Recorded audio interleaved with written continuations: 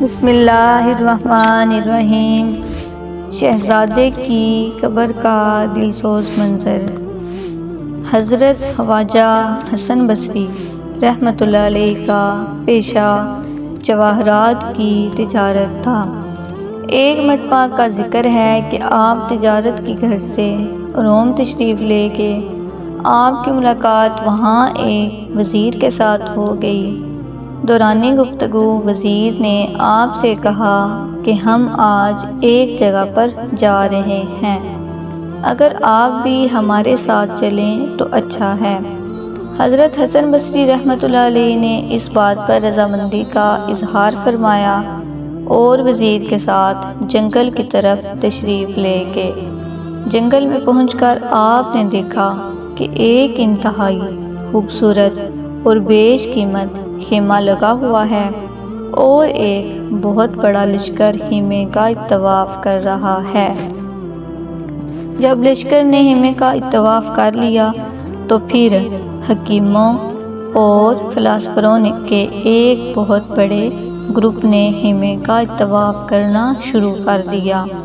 اس کے بعد بے شمار حسین و خوبصورت عورتیں بیش قیمت لباس پہنے اور قیمتی جواہرات کے تھال اٹھائے خیمے کے طواف میں مصروف ہو گئی۔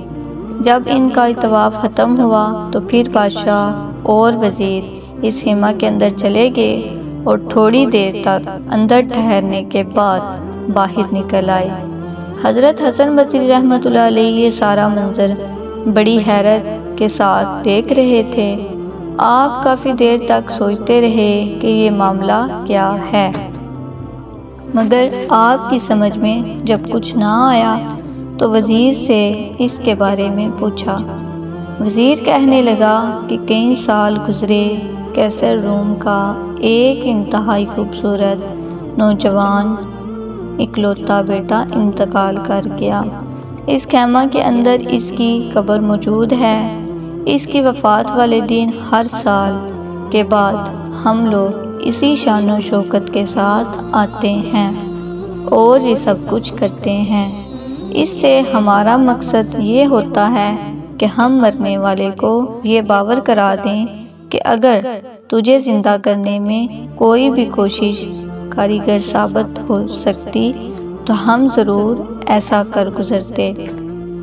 ہم تمہیں زندہ کرنے کے لیے اپنی تمام فوج، حکیم، فلاسفر، مال، دولت، حتیٰ کہ سب کچھ تجھ پر نچھاور کر دیتے اگر ہم جانتے کہ اس طرح کوشش کرنے سے تو زندہ ہو جائے گا۔ مگر افسوس کہ تیرا معاملہ تو ایسی عظمت والی ذات اقدس کے ساتھ ہے جس کے مقابلہ میں تیرا باپ تو کیا، ساری کائنات کی طاقت و قوت بھی بالکل کچھ نہیں کر سکتی۔